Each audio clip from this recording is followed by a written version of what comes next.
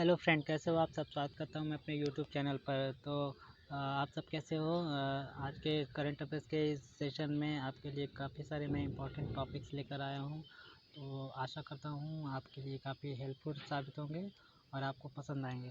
तो देखते हैं आज के इस सेशन में क्या क्या इंपॉर्टेंट टॉपिक हैं जो आपके लिए काफ़ी हेल्पफुल होंगे। चलिए आज के सेशन को बिना देर के स्टार्ट करते हैं। तो चलिए चलते हैं आज के करंट अफेयर्स के इस इम्पॉर्टेंट सेशन को बिना देर के स्टार्ट करते हैं और देखते हैं आज के इस सेशन में क्या कुछ इम्पॉर्टेंट टॉपिक्स हैं, क्या कुछ इम्पॉर्टेंट क्वेश्चंस हैं। काफ़ी महत्वपूर्ण क्वेश्चंस हैं जो मैं आज आपके लिए लेकर आया हूँ। आशा करता हूँ ये सेशन आपको पसंद आएंगे और आपके हर आगे आने वाले एग्ज़ाम के लिए काफ़ी हेल्पफुल होंगे। तो देखते हैं हमारे आज के सेशन में कौन कौन से क्वेश्चन रहने वाले जिसके बारे में हम डिस्कस करेंगे। तो आज के इस करंट अफेयर्स में UPI payment system, Chennai open tennis tournament, ICC under-19 विश्व कप 2024 से संबंधित परीक्षा उपयोगी प्रश्नों का संकलन शामिल है। तो चलिए देखते हैं हमारा आज का पहला क्वेश्चन क्या है। तो हाल ही में किन दो देशों में यूपीआई पेमेंट सिस्टम लॉन्च किया गया है। तो हमारा जवाब है श्रीलंका और मॉरिशस, जो कि भारत का एक पड़ोसी देश है दोनों। तो इस मौके पर भारत के प्रधानमंत्री नरेंद्र मोदी और श्रीलंका के राष्ट्रपति, मॉरिशस के प्रधानमंत्री और भारत के विदेश मंत्री एस जयशंकर को इस फोटोग्राफ में देखा जा सकता है। तो यूनिफाइड पेमेंट सिस्टम यानी कि यूपीआई सेवाओं का दायरा धीरे धीरे बढ़ता जा रहा है। आप इस लिस्ट में श्रीलंका और मॉरिशस का नाम भी जुड़ गया है। तो एनपीसीआई ने साल 2016 में ही यूपीआई सेवाओं को लॉन्च किया था। तो यूपीआई सिस्टम एक ही मोबाइल एप्लीकेशन आधारित सिस्टम है जो बैंक अकाउंट से पेमेंट की सुविधा प्रदान करता है। अब हाल ही में फ्रांस में भी इस सुविधा को लॉन्च किया गया था। आप सभी को बता दो कि दुनिया में ये यूपीआई काफ़ी तेज़ी से बढ़ता हुआ एक मोबाइल एप्लीकेशन है जिसमें बैंकिंग ट्रांजेक्शन कुछ सेकंडों में ही हो जाता है। और इस मामले में भारत ने विदेशों में एक रिकॉर्ड भी कायम किया है कि कम समय में काफ़ी तेज़ ट्रांजेक्शन और काफ़ी ज़्यादा ट्रांजेक्शन इस माध्यम से किया जा रहा है। तो इस मामले में फ्रांस के बाद अब श्रीलंका और मॉरिशस का नाम भी जुड़ गया है। हमारा अगला क्वेश्चन है, हाल ही में चेन्नई ओपन टेनिस टूर्नामेंट का एकल खिताब किसने जीता। तो इसका जवाब है सुमित नागल, जो कि सुमित नागल का फोटोग्राफ आप अपने स्क्रीन के दाहिने तरफ देख सकते हैं। तो भारत के शीर्ष एकल खिलाड़ी सुमित नागल ने चेन्नई ओपन टेनिस टूर्नामेंट का एकल खिताब अपने नाम कर लिया। फाइनल में उन्होंने इटली के लुका नार्दी को हराकर अपना 5वां चैलेंजर स्तर का खिताब जीता। उन्होंने साल 2017 में ही बेंगलुरु ओपन में अपना पहला चैलेंजर जीता और कुछ साल बाद ब्यूनस आयर्स चैलेंजर टाइटल भी जीता था। हमारा अगला क्वेश्चन है, दक्षिण भारत सांस्कृतिक केंद्र की स्थापना किस शहर में की गई है। तो इसका जवाब है दक्षिण भारत का ही एक शहर कि आंध्र प्रदेश और तेलंगाना की संयुक्त राजधानी हैदराबाद, वहाँ किया गया है। तो इस मौके पर भारत के पूर्व उपराष्ट्रपति श्री एम वेंकैया नायडू और अन्य प्रतिनिधियों को इस उद्घाटन के मौके पर देखा जा सकता है। तो संगीत नाटक अकादमी द्वारा अपनी तरह का पहला क्षेत्रीय केंद्र हैदराबाद में स्थापित किया गया, जिसे दक्षिण भारत सांस्कृतिक केंद्र के नाम से जाना जाएगा। तो पूर्व उपराष्ट्रपति श्री एम वेंकैया नायडू और केंद्रीय मंत्री जी किशन रेड्डी ने 12 फरवरी को इसका उद्घाटन किया। इसके साथ ही भारत कला मंडपम ऑडिटोरियम का भी शिलान्यास किया गया। इसके साथ 2 योजनाओं का भी शुभारंभ हो गया। तो अब इसी सिलसिले को देखते हुए आगे हमारा अगला क्वेश्चन है, इरेडा ने नवीकरणीय ऊर्जा क्षेत्र में नवाचार और अनुसंधान के लिए किसके साथ समझौता किया है। तो इसका जवाब है आईआईटी भुवनेश्वर। अब इस मौके पर इस समझौते के मौके पर आईआईटी भुवनेश्वर और ईडा के प्रतिनिधियों को देखा जा सकता है।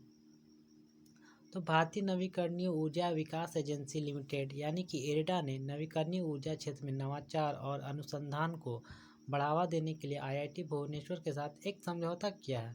तो इरेडा एक भारतीय सार्वजनिक क्षेत्र का उद्यम है जिसकी स्थापना 1987 में की गई थी।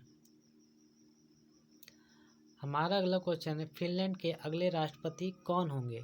तो इसका जवाब है अलेक्जेंडर स्टब, जो कि अपने स्क्रीन के दाहिनी तरफ आप उनको देख सकते हैं। तो फिनलैंड के पूर्व प्रधानमंत्री यानी कि ये पहले प्रधानमंत्री रह चुके हैं। तो फिनलैंड के पूर्व प्रधानमंत्री अलेक्जेंडर स्टब ने देश में हुए राष्ट्रपति चुनाव में ऐतिहासिक जीत दर्ज की है। नेशनल कोalition पार्टी उम्मीदवार स्टब को 51.6% वोट मिले, वहीं उनके विरोधी हॉविस्टो को 48.4% वोट प्रतिशत मिले हैं। तो स्टब 2014 से 15 में देश के प्रधानमंत्री के रूप में उन्होंने कार्य किया है। फिनलैंड एक उत्तरी यूरोपीय देश है। इसकी सीमा स्वीडन, नॉर्वे और रूस से लगती है। अब फिनलैंड की राजधानी आप सभी को पता होगी हेलसिंकी है। हमारा अगला क्वेश्चन है, वनडे में दोहरा शतक जमाने वाले पहले श्रीलंकाई क्रिकेटर कौन है? तो इसका जवाब है श्रीलंका के ओपनर पथुन निशंका। तो पथुन निशंका ने वनडे इंटरनेशनल में दोहरा शतक बनाने वाले वो पहले श्रीलंकाई क्रिकेटर बने हैं और उन्होंने इसके साथ ही इतिहास रच दिया। निशंका ने 139 गेंदों में 210 रन की शानदार पारी खेली। निशंका ने सनत जयसूर्या के 189 रन के पिछले रिकॉर्ड को भी तोड़ डाला। जयसूर्या ने साल 2000 में शारजाह में भारत के खिलाफ यह रिकॉर्ड बनाया था। हमारा अगला क्वेश्चन है, डॉक्टर एम.एस. स्वामीनाथन को भारत रत्न से सम्मानित किया जाएगा, वह किस क्षेत्र के प्रसिद्ध व्यक्ति थे? मुझे लगता है इस क्वेश्चन का जवाब हम सभी को पता होगा, क्योंकि बहुत ही ये फेमस व्यक्तित्व रहे हैं भारत के ग्रीन रेवोल्यूशन के ये जनक रहे हैं, यानी हरित क्रांति के ये जनक रहे हैं भारत में।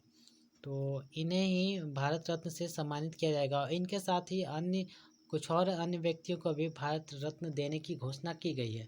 तो केंद्र सरकार ने पूर्व प्रधानमंत्रियों पी.वी. नरसिम्हा राव, चौधरी चरण सिंह और हरित क्रांति के जनक डॉक्टर एम.एस. स्वामीनाथन को भारत का सर्वोच्च नागरिक पुरस्कार यानी कि भारत रत्न देने की घोषणा की है। भारत रत्न एम.एस. स्वामीनाथन का जन्म 7 अगस्त 1925 को तमिलनाडु में हुआ था। तो डॉक्टर स्वामीनाथन ने भारतीय कृषि अनुसंधान परिषद के महानिदेशक और भारत सरकार में कृषि अनुसंधान और शिक्षा विभाग के सचिव के रूप में भी कार्य किया है उन्होंने।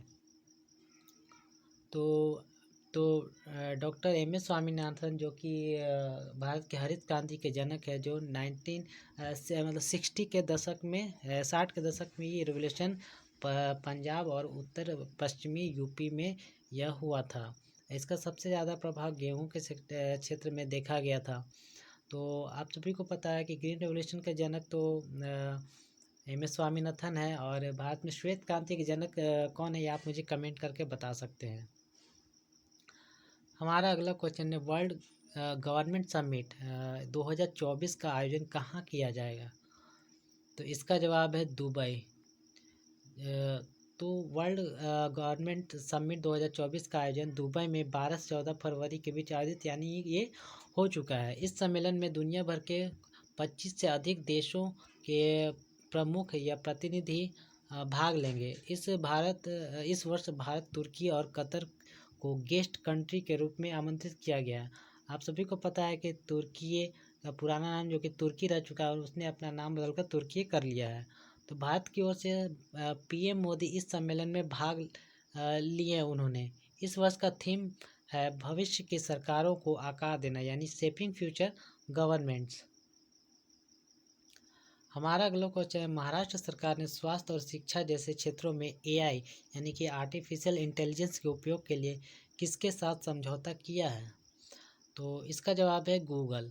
तो इस मौके पर महाराष्ट्र के उप मुख्यमंत्री देवेंद्र फडणवीस और गूगल के अधिकारियों को इस मौके पर यानी कि समझौते के मौके पर साथ में देखा जा सकता है।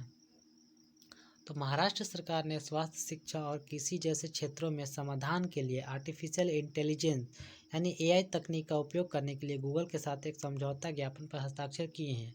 तो उप मुख्यमंत्री देवेंद्र फडणवीस की उपस्थिति में गूगल के पुणे कार्यालय में समझौता ज्ञापन पर हस्ताक्षर किया गया। तो आप सभी को पता है महाराष्ट्र के मुख्यमंत्री श्री एकनाथ शिंदे हैं और उप मुख्यमंत्री आप जानते ही हैं देवेंद्र फडणवीस है।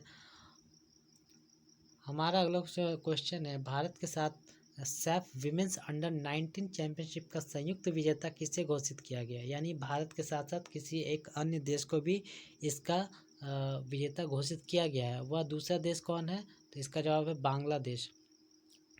तो भारत को मेज़बान बांग्लादेश के साथ सैफ महिला अंडर 19 फुटबॉल चैंपियनशिप का संयुक्त विजेता घोषित किया गया।